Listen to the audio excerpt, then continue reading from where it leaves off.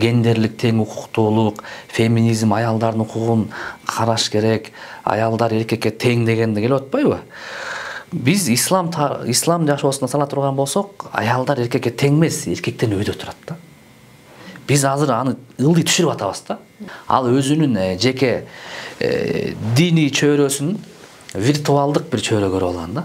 Ал жакта орусча айтканда главный ролдо өзү, калганы баары жертва да. Телефон ойногондо эле ошондой да. Баарыбыз билгендей эле бейиш, дүйнө, адам баласы өмүрүн өткөнчө бейишке жашашын деп келет да. Ошол бейиш каякта? Эненин тамак астында. Пайгамбарыбыз Алланын кулдарын урбагыла деген. Ал дегенин мааниси аялдарды урбагыла деген да. Эгерде ким аялдарга кол көтөрүп ура турган болсо, ал аял менен эмес, жараткан Кудай менен эртең иш алып барат деген. Сезимге алдырып эле, физикалык соккуга уруп эле, дароо ажырашканды көрүп алган болсо, ал балдар ошону үйрөнөт. Кандай эле булардын туура эмес түшүнүгү 2-ге 2-ни кошкондо 5 дегендей да. Мен ушул 5 деп уккам дейт да. Ай, 2-ге 2 кошкондо 4 деп уккан эмес белеңсем, жок, мен 5 деп уккам дейт да. Жанагындай кыйналып, алыс жакка барып, эми ал ошого эркек кылбагандыгы үчүн барат деген сөз да. Ошого кайсыл бир аял ушундай иш кылып аткан болсо, эркегинде күнөө деген сөз бар да. Бул темага карата талкуу, пикирлерин билгизип, жазып кеткен болсо, ошолордун аягына жыйынтыктарын карап туруп, анан ушул 3 китеп, ушул 3 адамга берилмекчи, Кудай буйрса.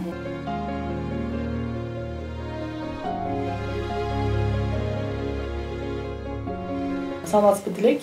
Бүгүн биз сиз менен аялдарга карата үй бүлөлүк зор зомбулуктар акыркы мезгилдерде аябагандай көп чагылдырылып атат. ИММКларда, социалдык тармактарда дегендейчи. Анан ушуга карата бир чаралар деле колдонулуп аткан менен деги эле мындай коомго жеткиликтүү деңгээлде жүрбөй жаткандай иштерчи. Негизи эле ушул үй бүлөдөгү аялдарга карата зор зомбулуктун көбөйүшүнүн себеби эмнеден деп ойлойсуз? Бисмиллахир-рахманир-рахим. Алгач мактоолордун баардыгы жараткан Аллах Таалага болгон болсун жана пайгамбарыбыз Мухаммад саллаллаху алейхи вассаламга салам салаваттар болгон болсун. Албетте, сиз айтып кеткендей, азыркы учурда биз социалдык тармактарда, эл оозунда ушундай бир кабарларды угуп көрүп жүрөбүз. Аялдарга болгон зордук зомбулуктар, мына ошондой эле ажырашуулардын көбөйүп калгануусу, ошондой эле мисалы үчүн жакынкы арада деле Казакстан деле мамлекетинен деле бир топ окуяларды көрүп атабыз. Мунун себептери бир топ себептерге барып такалат. Эгерде жекече изилдей турган болсо, бирок жалпы бир эрежеге алып бара турган болсок, бул баягы адам баласы өзүнүн жеке түшүнүгү менен жашап калгандагысы да деп ойлойбуз. Жеке өзүнүн үй бүлөгө болгон жеке түшүнүк. Негизи үй бүлө бул нике деп аталгандан кийин, анткени бул көбүнчө эркек аялдын ортосунда болуп атат да. Нике бул үй бүлө болгондуктан жараткан Аллах Тааланын дагы, жашоо табиятында дагы эркек аялдын ортосунда коюп койгон эреже бар да. Эркек аялдын ортосундагы бир жүрө турган жол бар. Ошондон чыкпаш керек. Ошол эреже менен негизинде боло турган болсо, анан жанагындай чектен ашып кетүү, чектен чыгып кетүү болбойт деп ойлойм да. Мына ошол эрежени түшүнбөстөн эркек дагы, балким аял дагы жекече өзүнө бир эреже түзүп алуу. Эркек жашоодо мен ушундай болуш керек. Жашоо ушу мен ойлогондой, үй бүлө мен ойлогондой болуш керек. Аял киши мен ойлогондой ойлонуш керек. Же болсо аялым, күйөөм мен сүйлөгөндү сүйлөш керек деп баягы өзүлөрүнүн жеке мен арабча мына анания деп коет да. Я өзүнчө меникиндей болуш керек деген бир өзүнчө жекече бир кысылган бир тажрыйбага түшүп көрбөгөн, доорду сүрүп көрбөгөн бир түшүнүк жаратып алгандыктан ошол түшүнүгүнөн анан өзү кайра жапа чегип атат да. Ошол түшүнүк ишке ашпай калат да. Анткени ал тажрыйбага түшкөн эмес, ал китепке жазылган эмес, аны бир кыргыз эли муундан муунга тарых сүрүп көргөн эмес да. Ал жаңы чыккан бир мындай коктейль болуп атат да, мындайча айтканда. Өрүгү да бар, алмасы да бар, лимону да бар, аралаштырып туруп, ар кимдин ар кайсысын угуп алып, ар кайсынын көрүп алып туруп, анан ошону аялына практика жүзүндө ишке ашырганда, анан жанагындай зордук зомбулуктар чыгып, ошонусу ишке ашпай, анысы психологиялык тараптан биринчи моралдык сокку урат дагы, анан ишке ашпай калып физикалык сокку менен жанагындай биз зордук зомбулуктарды көрүп атабыз да. Ошого бул түшүнүгүн оңдош керек болот да. Түшүнүктү баягы тарых сүрүп келген түшүнүк кандай, биздин салт санабыздагы түшүнүк кандай, биздин ошол карманып жаткан динибиздеги түшүнүк кандай, ошол түшүнүккө өзүнүн түшүнүгүн салса, анан аны тарых басып өткөн. Тарыхта эч бир аял жапа чеккен эмес кыргыз элинде. Ошол эле учурда кыргыз элибиз дин менен жашап келген, дин дагы андай кылып жапа чектирген эмес. Ошого түшө турган болсо, анын баардыгы ордуна келет деп ойлойм да. Артка кайрылып карай турган болсок, бизде тарыхта кандай түшүнүктөр бар эле да. Мүмкүн ошол түшүнүктөр менен жашайбыз дей турган болсо, эмнеге басым жасап, анан ошолордо үзүк алыш керек. Мындайдан алганда, дин жагынан да кандай каралган? Пайгамбарыбыз жашоосунун эң акырында осуят калтырып кеткен да. Негизинен осуят бул качан калтырылат? Адам бул жашоодон акыркы учурга келип калганда балдарына, неберелерине осуят калтырат да. Анан осуятты аткарыш керек дароо. Айтып кеткенден кийин, же атаң айтып атса кантип осуят аткарбай койсуң? Эми ошентип адамзаттын атасы болгон пайгамбарыбыз осуят калтырып атат да. Эми ошол осуятты ким аткарып атат? Азыр көрөбүз. Кандай осуят калтырып кеткен десе, Истаусу бин ниса деген. Эркектер жамааты, мен силерге аялдарга жакшы мамиле кылууну осуят калтырдым деген да. Эми эгерде кайсыл бир эркек өзүнүн чегинен чыгып, өзүнүн жеке жанагы эреже түшүнүгүнө алып келип туруп, аялдарга зордук, зомбулук көргөзсө, ал кийин Кудайдын алдына барганда Кудайга эмес, Кудайдан алдан пайгамбар менен жолугат да. Анткени пайгамбарыбыз кана, мен сага осуят калтырдым эле. Эмнеге мен осуятымды аткарган жоксуң деген пайгамбарга сурак берет десек туура болот да. Сурак дегенде кандай эми? Осуятына жооп бериш керек деген сөз да. Сен деле мисалы үчүн атаң бир осуят калтырып кетсе, бала, мен баланчага акча карызым бар эле, же түкүнчүлөргө жакшы мамиле кылып кой деп. Атаңдын осуятын аткарбай койсоң, кийин атаңга жолуккан атаң сурайт да. Ошол сыяктуу жөнөкөй эле пайгамбардын осуяты бар да. Ал эми башка бир насааты бар пайгамбарыбыздын. Айтат: "Ла тадрибу ама Алла" дейт. Эркектер Алланын бая орой окулуп калат, аз кыргызча которсом, кулдарына кол көтөрбөгүлө дейт да. Ал Кудай тарабынан кулдарына кол көтөрбөгүлө дейт. Кул дегенде түз түшүнбөйбүз муну. Муну кандай жактан түшүндү? Философиялык тараптан. Мисалы үчүн, илгери кулдун заманы болгон. Ал исламда деле, исламга чейин деле, кийин деле, кыргыздарда деле болуп кеткен. Кул, мисалы үчүн, бирөөнүн кулун бирөө уруп койсо, ал кийин кул менен иш алып барган эмес. Ал кулдун кожою менен. Кожоюна келет да, эмне ургансың менин кулумду дейт да. Эми ошол философияда пайгамбарыбыз Алланын кулдарын урбагыла деген. Ал дегенин мааниси аялдарды урбагыла деген да. Эгерде ким аялдарга кол көтөрүп ура турган болсо, ал аял менен эмес, жараткан Кудай менен эртең иш алып барат деген. Кудай сурайт деген. Эмнеге уруп койдуң? Сен кандай акың бар депчи. Мына ушул сыяктуу пайгамбарыбыздын жана Кудай Тааланын Куранында айткан көп насаттар бар аялдар тууралуу. Азыр жекече ала турган болсок, мисалы үчүн гендерлик тең укуктуулук, феминизм, аялдардын укугун караш керек, аялдар эркекке тең дегенде келип атпайбы? Биз ислам жашоосуна сала турган болсок, аялдар эркекке тең эмес, эркектен өйдө турат да. Биз азыр аны ылдый түшүрүп атабыз да. Эмнеге? Анткени жеке жанагы өзүбүздүн түшүнүгүбүз менен ойлоп калганбыз, аял эркектен ылдый экен депчи. Анан бул түшүнүк келди дагы, ошол өзүң түшүнүк куруп алдың да, көтөрүп атабыз деп ойлоп атасың. Жок, сен тескерисине түшүрүп атасың да. Кандай далил бар буга? Барыбыз билгендей эле бейиш, дүйнө адам баласы өмүрүн өткөнчө бейишке жашашын деп келет да. Ошол бейиш каякта? Эненин таманасында. Бул эмне деген билдирип атат? Ошол бейишти кор кылып, эненин таманына чаптап койду. Энеңе жакшы жылмайып карап койсоң, ажылыктын собу деп атат. Аял киши көз жарып төрөй турган болсо, баардык күнөөсү кечирилет деп атат. Кайсыл үй бүлөдө биринчи кыз төрөлсө, дагы бир кыз төрөлсө, дагы бир кыз төрөлсө, жакшы тарбиялап өстүрсө кыз кишини, ошол ата-энеге бейишке кирүү милдет деп атат. Бирөө айтты, бир кыз төрөлсөчү, эки кыз төрөлсөчү, анда деле деп атат да. Демек, буну бар кыз кишилерге, аял кишилерге болгон мотивация берилип атат да. Деңгээлин көтөрүш үчүн. Ошол эле учурда эркек тууралуу айтылган жери жок. Биринчи эркек үй бүлөдө эркек төрөлсө мындай болот. Эркектин таманында баланча жок андай. Эч нерсе эркектин колунда эчтеке жок да. Демек ушул тараптан карай турган болсок деле аялдын деңгээли көтөрүлгөн. Ошон үчүн аял кишини сулуулугун, жанагы сырткы келбетин ислам көбүнчө ошондой кылып жана жолук эмне кийиш керек деп атпайбы? Ошол сенин жада калса сулуулугуң ушунчалык баягындай дүйнөсүнө чачырап, башка адамдарга дагы бир таасир берип, койбосо сен ушу сулуулугуң күйөөңө арналсын, сен кымбат баалуусуң, сенин деңгээлиң чоң дегендей кылып ислам үйрөтүп атат да. Бул түшүнүктүү. Эгерде ушул эрежени исламды жакшы түшүнүп билген болсо. Кыргыз тарыхына келе турган болсок, кыргыз тарыхында эч качан биздин апаларыбыз кыргыз тарыхында кордук көргөн эмес да. Баарыбыз билгендей эле Курманжанды аткан мисалы үчүн. Күйөөсү каза болуп калды. Балдары жанагындай болуп кыйналып атат орустун алдына.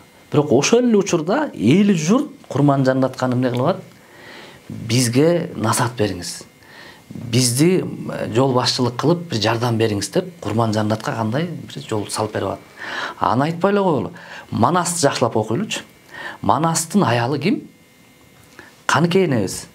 Каныкей энебиз Манаска кандай дем күч берип атат? Семетейдин аялы Айчүрөк энебиз Семетейге кандай дем күч берип атат? Семетей менен Манас Семетей болуп калуусуна Каныкей менен Айчүрөктүн салымы чоң да. Алар сен күчтүүсүң, сен кыйынсың, сен кыргыздарды башкара билесиң, сенден өткөн баатыр жок дегенден ошол сөзүнөн дем күч алып атышат да.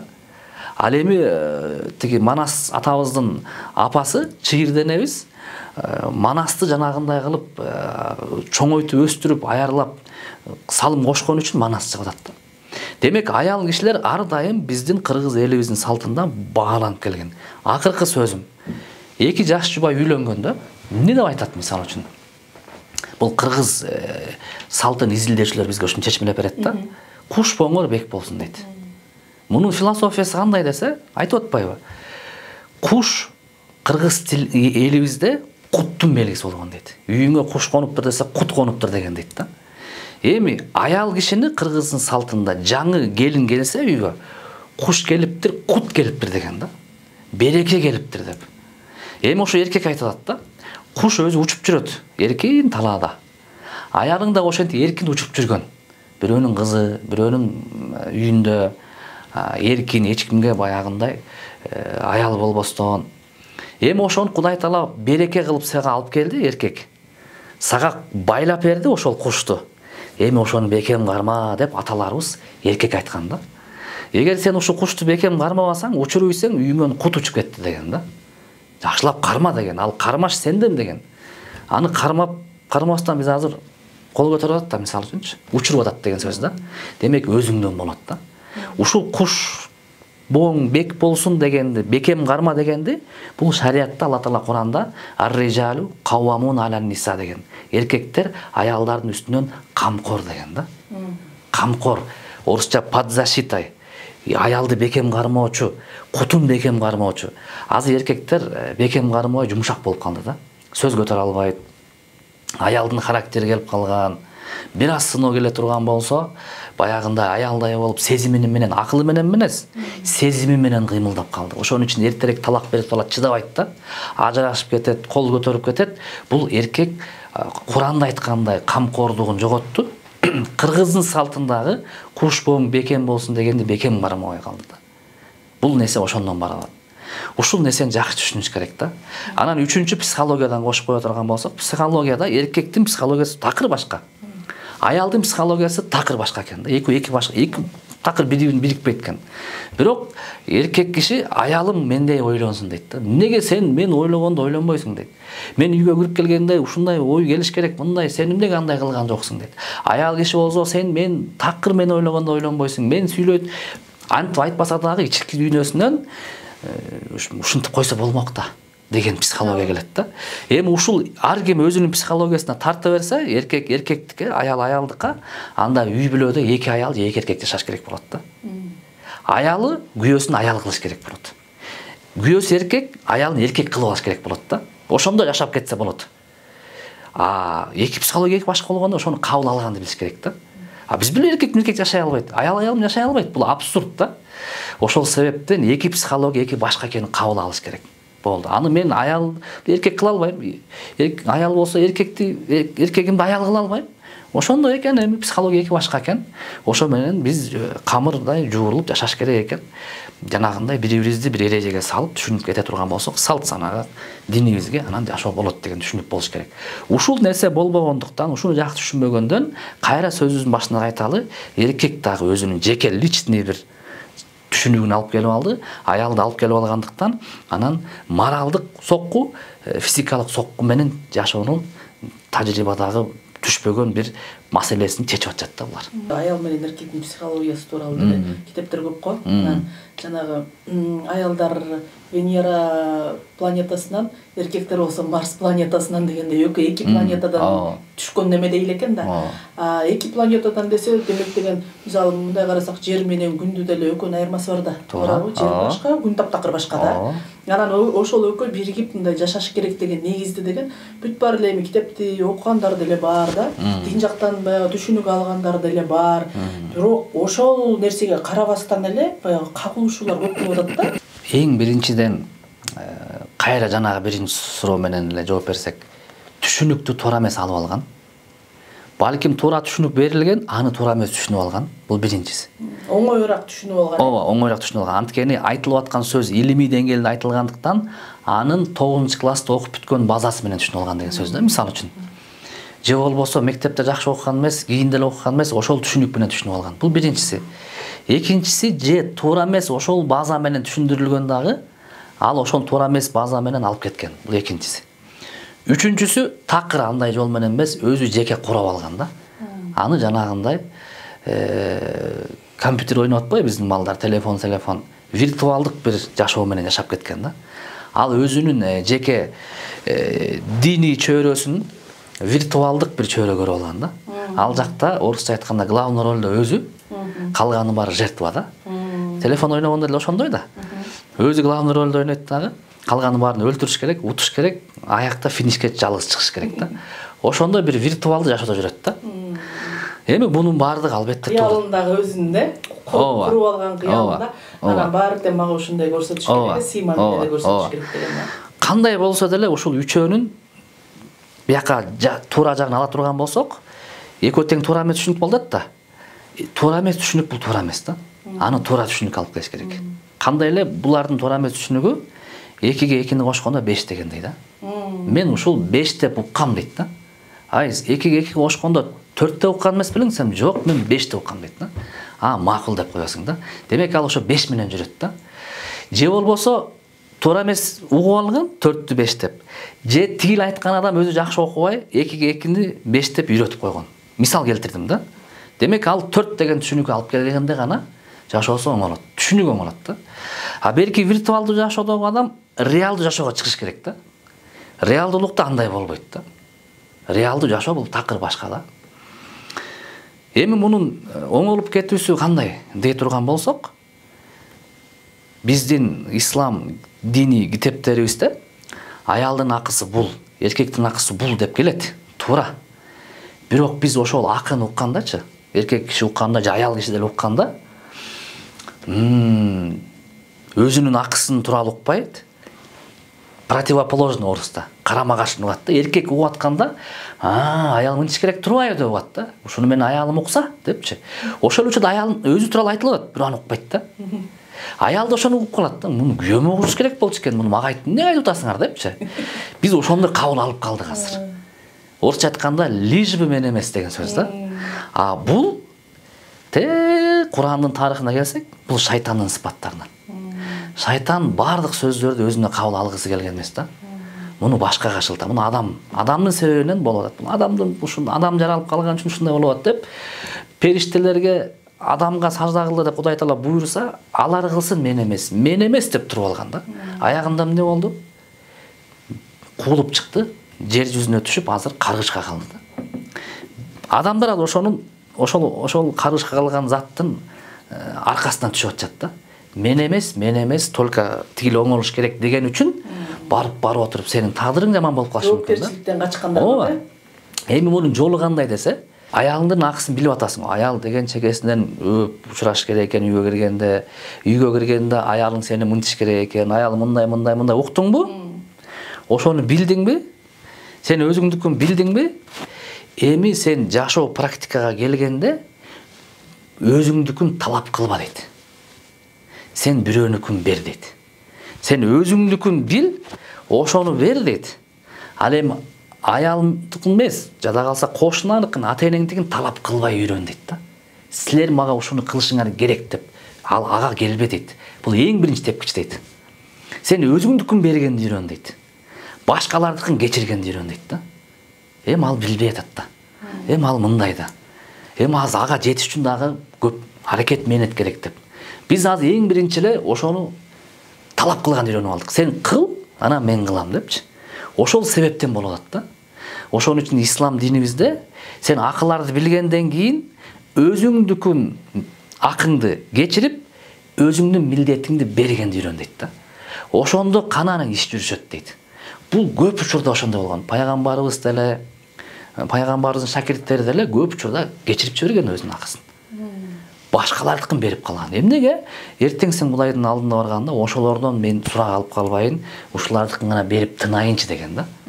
А бул акылар, акыркы сөзүм, акылар качан ишке ашат десе, анда эмнеге аялдын акысы, эркектин акысы деп койдуңар десе, бул сотко келгенде. Бул ислам сотунда келгенде, анан бул акыларды карап көрөт. Сен эмнеге буга бербей атасың? Буга эмнеге бербей атасың? Ошондо ишке ашырылат. А жашоого келгенде акыңды талап кылба дейт. Сен өзүңдүкүн бер дейт да. Ошондо ишке жүрөт дейт. Сен аялың акыңды бере бер, жакшы күйөө боло бер, ага үйрөт. Аял киши менен эркек кишинин айтып калат да, аял кишинин акылы деген 50% болот, эркектики 100% болот депчи. Мен ушуга кошулбайт элем да. Аялдыкы деле 100%, эркектики деле 100%. Эгерде аялдыкы 50% десек, тарыхта анда жокко чыгаш керек. Анда Курманжанатка энебиз 50% эмеси менен биз демек туура эмес башкарып койгон да, мисалы үчүнчү. Анда пайгамбарыбыздын аялы Айша энебиз мисалы үчүн бизге исламдын канча бир процент динди ошол аял жеткизген да. Анда демек ал жото туура эмес жеткизип коюшу мүмкүн бизге деген сөз бар да. Пайгамбарыбыздын биринчи аялы Хадича энебиз канча жардам демек булар бар келесоо деген сөз келет да. Кудай сактасын, Алла кечирсин да ошондо. Андай эмес да. Алардын акылы толук болгон да. Ислам тарыхында илимдүү аалым аялдар болгон да. Муну кандай түшүнөбүз? Ушул сыяктуу бир хадистер бар го деп кээ бир адамдар айта турган болсо, мунун мааниси Алла Таала аялды деле, эркекти деле жаратканда акылын толук кылып берет. Алла Таала мен аял инсанды чырайлуу кылып жараттым дейт. Полноценный кылып жараттым дейт да. Демек акылында кемчилик жок. Эркек болсун, аял болсун. Бирок муну кандай түшүнөбүз десе, болгону аял кишиде эмоция көп. Сезим көп. Эркекте ал азыраак да. Ошол себептен аял киши бир ишти кылар да, биринчи акылы менен кеңешпейт, сезим менен кеңешет да. Ошон үчүн бир баласына бир нерсе боло турган болсо, Кудай сактасын, аялдан биринчи көз жаш чыгат, эркектен көптөн кийин чыгышы мүмкүн да, чыкпай деле калышы мүмкүн мисалы үчүн. Ушул себептен аял киши көбүнчө эмоциясын алдыргандыктан акылы андан кийин бир аздан ээрчип келет. Мен туура эмес кылган турбаймын деп. Эркек ошону жакшы билиш керек да. Кое тур депчи. Бул азыр ушундай эмоция болот. Кийинчерээк бул билет деген нерсени көп мисалдын бирөөсүн айтып атам да. Анан баягындай акысын талап кылбайт эркекчи. Бул азыр эмоциядан болуп атат деп. А эркек азыр мен ойлондум 100%, аял да ошентип ойлонуш керек дегендиги үчүн, талап кылгандыгы үчүн, өзүнүн аялын эркек көргөндүгү үчүн дос көргүсү келип атты, аялынчы. Менин көчөдөгү классташымдай эле экөөбүз жарым сөздөн түшүнүшүбүз керек бири-бирибизди дегендечи. Бул андай болбойт да. Азыркы учурда үй бүлөдө аялдарга карата көптөгөн зор зомбук болуп аткандан кийин үй бүлөдө эркек менен аял же болбосо аял менен күйөөсү экөө эле жашаган жок да. Андан башка балдары бар, тууган урук дегендей бар. Ошолордун баардыгы мисалы көбү болуп атат. Эң жакын эле ошол балдарын ала турган болсок да. Эмне үчүн балдардын психологиясына деле таасир этет. Ал деле бул мамасы менен апасы менен атасынын урушу бул нормалдуу эле көрүнүш экен деп кийинкисине деле таасир этиши мүмкүн, баланын. Болбосо деген тиги бири-бирине кыйкырып сүйлөгөн бул жакшы эле нерсе экен. Анткени атам менен апам кыйкырып атат депчи, бири-бирине жардам бербеген жакшы эле нерсе экен деген түшүнүктөр кириши мүмкүн да. Ошол жактан, ошол тарабынан алып карасак, биздин эгерде да артка кылчайып кара турган болсок, биздин моундагыларды ала турган болсок, бизге кандай тарбия берилген, анан ошол тарбиянын кесепеттерин дагы биз азыркы учурда тартып аткан жокпузбу? Мындан кийин дагы тартып калбайлы десек, эмнелерге басым жасашыбыз керек? Баягы биздин арабызда жашап жүргөн улуу муундардан сурашкан экен да, ата менен ападан. Ата, апа, сиздер көп жыл жашадыңар мына. Экөөңүздөр кол кармашып. Бунун сыры эмнеде? Анткени азыр жаштар көп ажырашып атышат. Той берген күн эртесин ажырашып кеткендер бар да. А сиздер ушунча жыл жашап келдиңер, мунун сыры эмнеде десе, айтыптыр да. Бир мисал менен эле. Балам дептир. Биз ушундай заманда чоңойгонбуз дептир. Кичинекей чакта айтып атты. Оюнчугубуз бузулуп калса, ыргытпай оңдочубуз деген экен да. Анан кетип калышкан экен. Мунун мааниси кандай философиялык? Алар оюнчукту ыргытпастан ошону оңдоп ойношту экен деген сөз. Биз дароо бир жашообузга бир кыйынчылык келсе, андан арылуу эмес, аны оңдоо менен алек болчубуз дейт да. Ошон үчүн биздин аталарыбыз, апаларыбыз мындай да, зорлук, зомбулук балким азыр көбөйүп аткандыр. Же балким ушундай болушу да мүмкүн. Мурун деле ушундай болгон да. Мурун деле ошондой болсо, анда азыр эмнеге биз көп көрүп атабыз? Балким биз азыр интернет булактары көбөйүп, азыр бир аз ызчы болсо эле баарыбыз кабардар болуп, а мурун болсо ар бир үйдө эле болгондур. Бирок аны сыртка чыгарган эмес да. Ай кой, эл көрсө эмне дейт? Айыл билип кала турган болсо болду, токтотолу ушу бойдон деп калышкан да. Анан алар ошондой болгон күнү деле дароо ошол аялдан, ошол эркектен ажыраганды каалаган эмес да. Бири-бирин оңдоп кетишкен. Азыр биздин жаш балдар оюнчук ойносо, бир дөңгөлөгү сынып калса, ыргытат. Жаңысын требовать этет да, талап кылат. Ушул нерсени салыштырып атты да. Силер азыр аялыңарга, күйөөңөргө бир кичинекей кыпындай бир нерсе болсо, дароо жаңы күйөө, жаңы аял издейсиңер дейт да. Балким ошол күйөөңдү же ошол аялыңды оңдоп көрөрсүң. Ошого биздин советтер доорунда чоңой өскөн биздин ата-апаларыбыз ошондой оюнчуктан ойногондуктан, ошондой жашоодо жашагандыктан апаларыбыз деле канча аталарыбыздан таяк жеди. Аталарыбыз деле баягы канчасы деле чемодандар алып кетип калды, кеттим деп элечи. Бирок эртеси күнү айра жашап калышып эле ошо менен жашап кетишти. Эмнеге? Бүттү, ушул менин аялым, ушул менин күйөөм деп ошого кабыл алып, оңдоп кеткен үчүн биз ушул эрежеге жетип отурабыз да. Азыр андай жок да. Дароо азыр эмне кылыш керек? Ажыраш керек, жашабаш керек деген сөз. Бир эрежени билип коюш керек да. Алла Таала Куранда бизди жакшы билет. Кудай Таала бизди жараткандан кийин биздин инструкциябызды Куранда түшүрүп койгон да. Мисалы үчүн мына бураки ноутбуктун мышкасы. Муну мен жакшы билбейм. Колдонгонду билем, бирок ичинде эмне бар экенин билбейм да. Муну ошол Япониядагы заводдогу инженер жакшы билет. Бул качан бузулат? Муну оңдоштун жолу кандай? Бул канча жылга чейин чыдап берет? Эми Кудай Таала адам баласындагы инструкциясын жазып койгон. Ошол инструкция Куранда адамзаттын бардыгы кемчиликтүү деп жазып койгон да. Бир дагы адам идеалдуу эмес. Сен аялыңды, же сен күйөөңдү идеалдуу деп кабыл алба да. Кемчиликтүү. Инсан кемчилик кетирет, ката кетирет. Кээде биз ойлогондой болбой калат. Кээде бир туура эмес иш кылып алат. Эми бул адамдардын табияты ушундай экен да. Ошон үчүн бизди Кудай Таала кошкон. Тагдырыма, менин тагдырыма ушул кишини аял кылып Кудай берген, ушул кишини күйөө кылып берген, а менин тагдырымды Кудай чечкен. Мен чечкен эмесмин. Мен чечсем башка аялды алмакмын, башка күйөөгө тиймекмин дейт да. Жок. Сен өзүң каалабаган абалда ушундай болду. Эми ушу тагдырга баш ийиш керек дагы.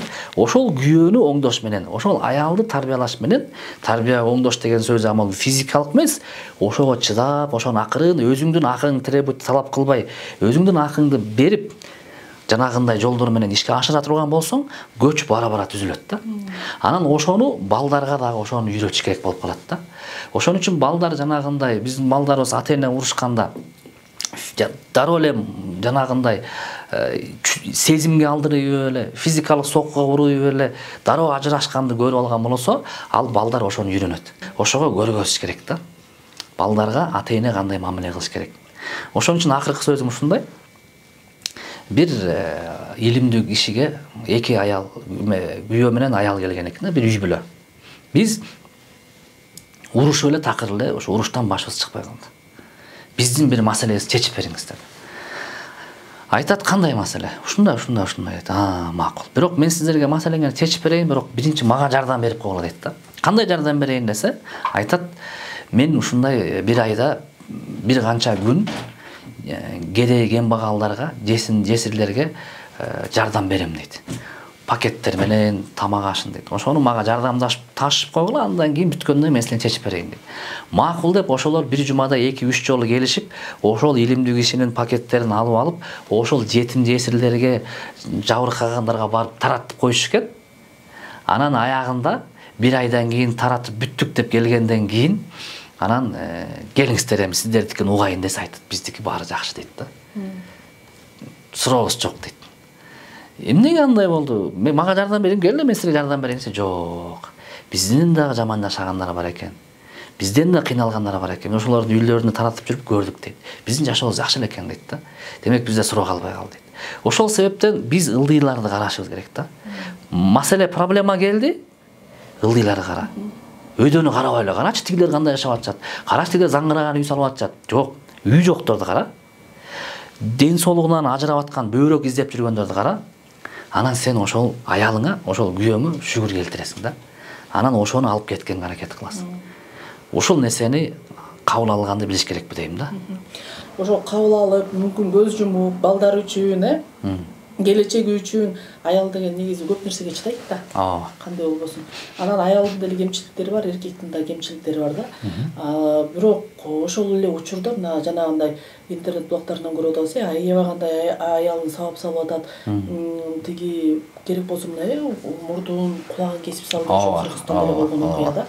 Анда ошондой окуяларга, ошолордун баардыгына кайрылып келе турган болсо, алардын артында деген баягы көп жылдар бою ушундай эме зомбулук көрүп келген аялдар экен да. Алар чыдап келген экен, баласы үчүн, үй бүлөсү үчүн.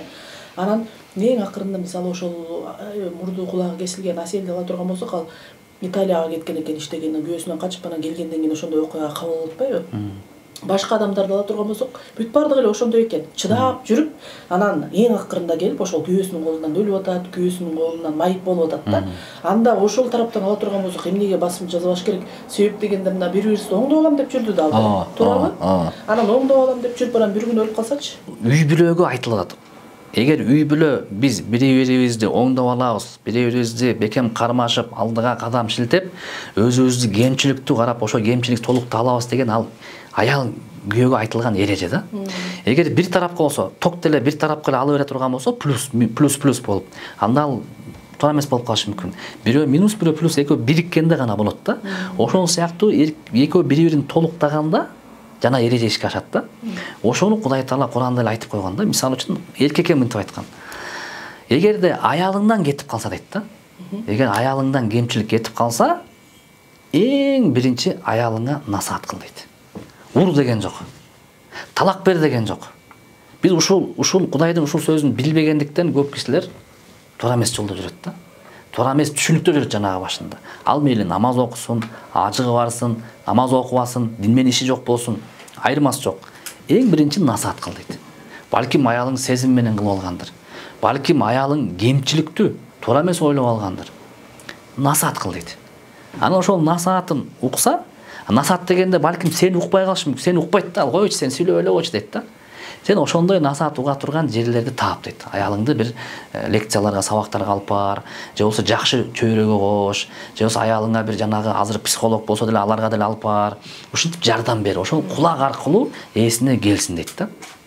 Эгер ал жардам бермесечи дейт. Ал жардам бербесе, анда экөөңүн төшөгүңөрдү бөлүп койгула дейт. Кудай Таала болушунча үйрөтүп атат да. Төшөктү бөлүп кой дегенди кандай түшүнөбүз? Же артта карап жатып ал дейт да, мисалы үчүн. Кандай түшүнөбүз муну десе, аял киши экөөбүз чогуу жатпай калдык. Демек мен ушуга жетип калган турбаймынбы деп, ошол нерсесин сезсин дейт да. Урсун деген жок. Бир күн, эки күн же 5 күн өзүнчө жатып алса эркек, бул аялга моралдык сокку болот экен да. Не болуп, неге мен менден кеткен турбайбы депчи. Эгер ошондо аял киши макул деп жанагы күйөөгө келип, кел мен дагы оңолоюн деп экөөбүз чогуу алдыга кетели десе, иш ашып кетти дейт. Анда да болбосочу. десе Кудай Таала үчүнчүсүн айтат. Анда кол көтөр дейт. Кол көтөр дегенди дароо түшүнбөйбүз. Анын түшүндүрмөсү кол көтөр дегенди. Сындыр деген сөз эмес. Сиз айтканда мурдун кес деген сөз эмес.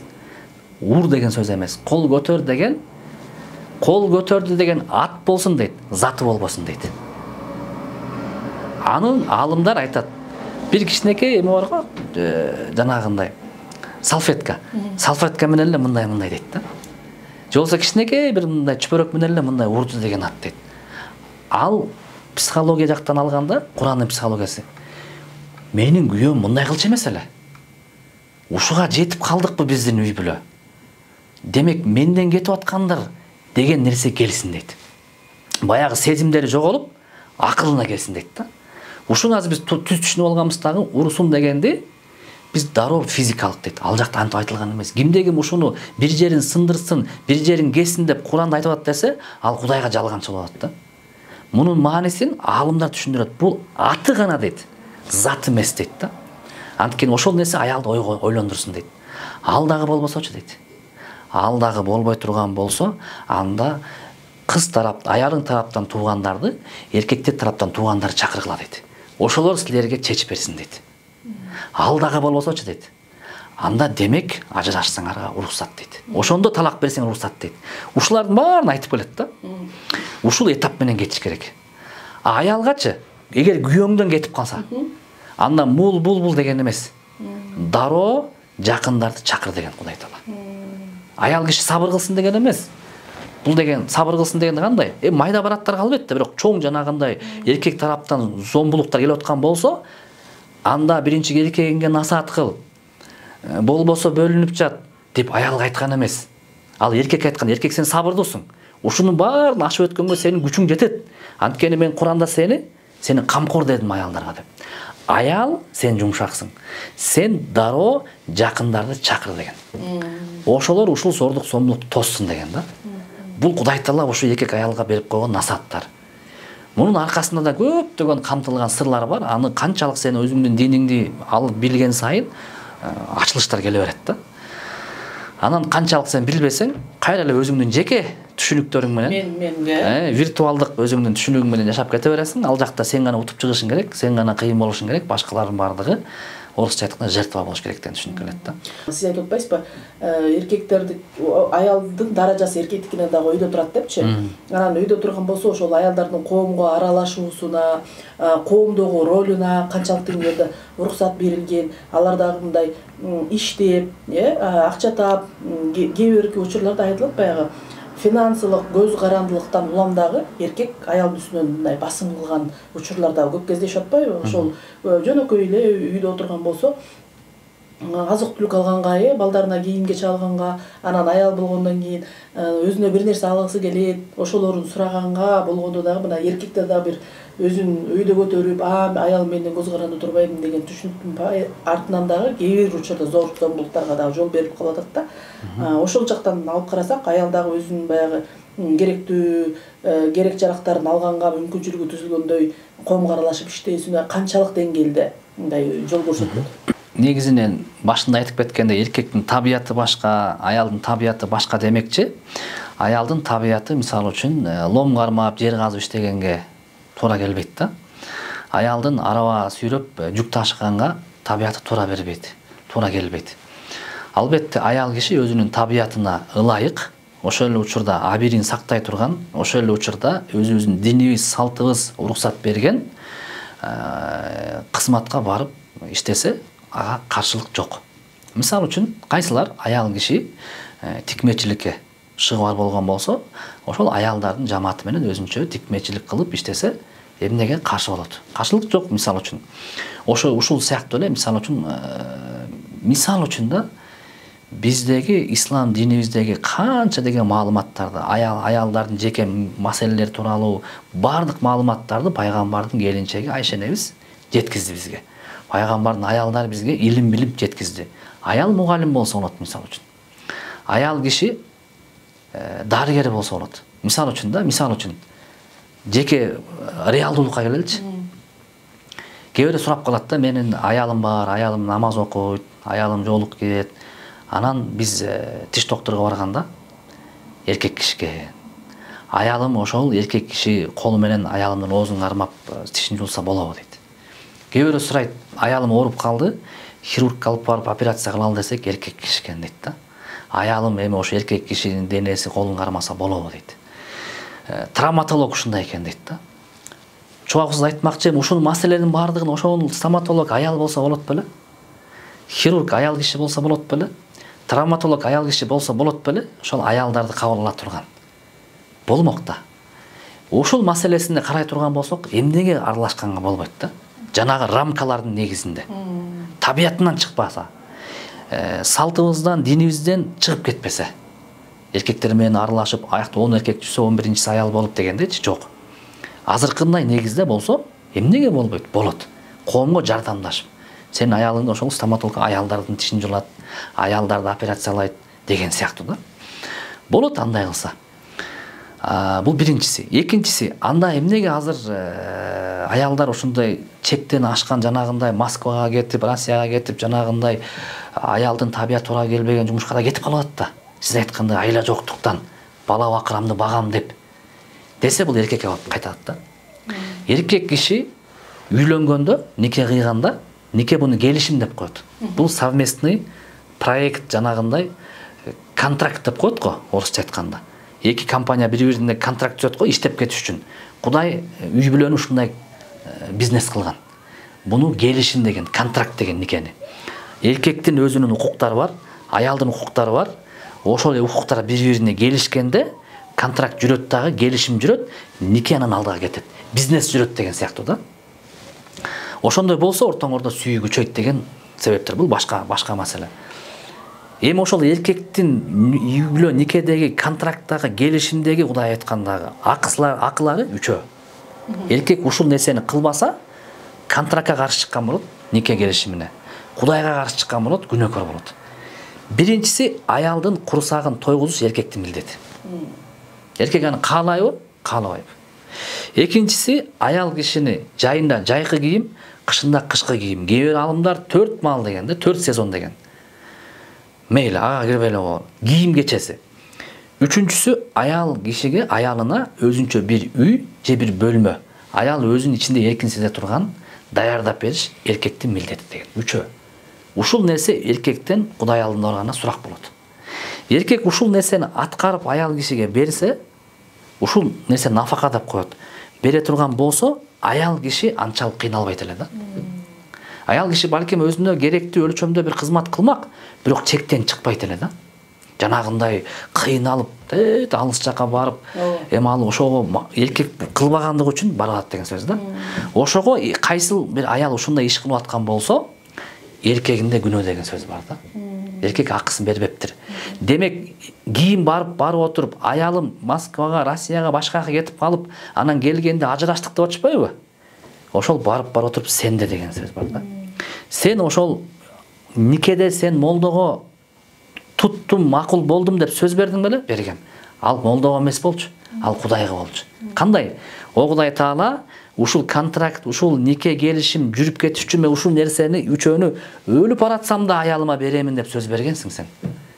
Эми сен ушуну бербеген себептен, ушул акыңды кылбаган себептен силердин контракт бизнесиңер жүрбөй калды. Контракт бизнес качан жүрбөй калат? Качан эки компаниянын бирөөсү ишин аткарбаса жүрбөйт да, туурабы? Контракт расторг болот да. Демек сен өзүңдүн контрагыңды, никеңдеги келишимди аткарбагандыктан, бул компания гана ушул ишти көп аткаргандыктан өзүнүн чегинен көбүн кылып койду да. Биз кагазда жазылбаган нерсени кылып койду деген сөз да. Анан бул нерсеге көп басым кылгандыктан силердин бизнесиңер жүрүшпөй калды. Эми расторг болуп атат деген сөз да. Бизде деген кыргыздарда деген мындай уул бала төрөлдү деп сиз айттыңыз, үйдө 3 кыз төрөлсө мындай кандай даражаларда экендиги тууралуу деле. Бирок анткени менен да кыргыздарда бар го салтында уул төрөлдү анан биздин тиги эркек балабыз, мен эркек бала болдум деп эркектер деле ушинтип сүйүнүп, кыз төрөлсө анчалык сүйүнбөй ушинтишет го. Анан ошо эркектердин деген даражасында өйдөлөтү эле жөнөкөй эле нерседен үйүндөгү жок, ал кыз жасайт, идиш жууса деле кызы кылат, үй шыпырса деле кызы кылат, дагы башка нерселердин баарын кызга үйө берген да. А эркекти болсо ошол сен отура бер, сабак эркек ошол мектепке барып сабагын аткарып келсе эле сүйүнүп элечи, уул баласы. Анан мындай жоопкерчиликти эркектин мойнунан жоопкерчилик кичинекей кезинен эле алып салгандай да. Жоопкерчилик жүктөгөндөй эмес. Эркек болгон үчүн эле ал мен эркекмин деген эле аты калып калгандай да. Эркек бала менен кыз бала турмуш куруп, үй бүлө курганга чейин эркекке дагы 3 нерсе керек дейт. Аялга дагы 3 нерсе керек дейт, кызга дагы. Эркекке 3 нерсе кайсыл десе, эң биринчи руханий тарбия дейт. Өзүңдү тарбияла дейт. Ички дүйнөңдү тарбияла. Сабырдуу болгон жүрөн, тилиңди кыскарт, жүрөгүңдү тазала, ички дүйнөңдү тарбия, руханий нафсиңди тарбияла дейт да. Азыр бизде үй бүлөгө курганга даяр болуп калды деген сөз акчам болуп калды болгон болот да. Акча эмес. Сен өзүң ички дүйнөң даярбы деген сөз да. Ошону даярды дейт. Экинчиси, эркек балага үйдүн сыртындагы иштерди кылганга үйрөткүлө дейт. Короо жумуштарды, мык какканды, аралаганды, жер казганды, анан чоңоюп калганда бир кесипке ээ болгонду. Эмнеге үйрөтүш керек? Анткени келечекте аялына жана 3 нерсени бериш керек бул. Эгер кесипкөй болбосо, эшикке чыкканда мык какканды билбесе, жер казганды билбесе, аял эртең кетип калат да. Башка мамлекетке кетип калат, жанагы башталат анан. Үйдө эле диванда булт кармап отура турган болсо, ушуну үйрөткүлө дейт. Үчүнчүсү анан аялды түшүнгөндү үйрөткүлө дейт. Аял башка, эркек башка. Аялды түшүнгөндү, аялдын табиятын түшүнгөндү үйрөткүлө дейт.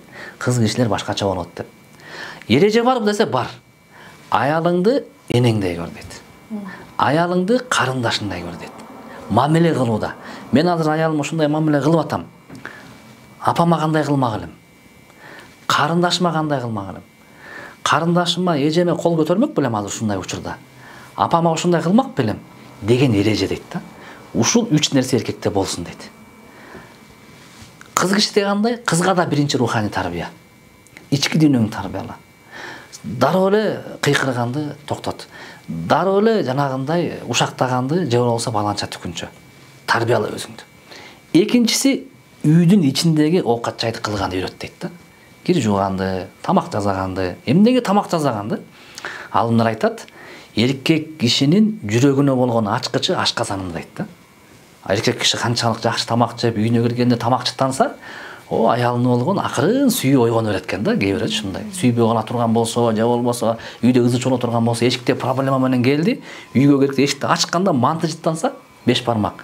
Бүттү, эркек киши унутат экен да, баардык маселесинчи. Ошону үйрөт дейт. Анткени эркекке биз үйрөтпөдүкпү? Эшикке чыкканда кесипкөй болгон 3 нерсе берет деп.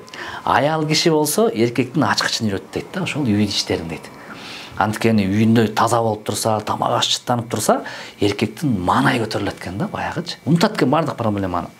Анан үчүнчүсү, эркекти түшүнгөндү үйрөт дейт да.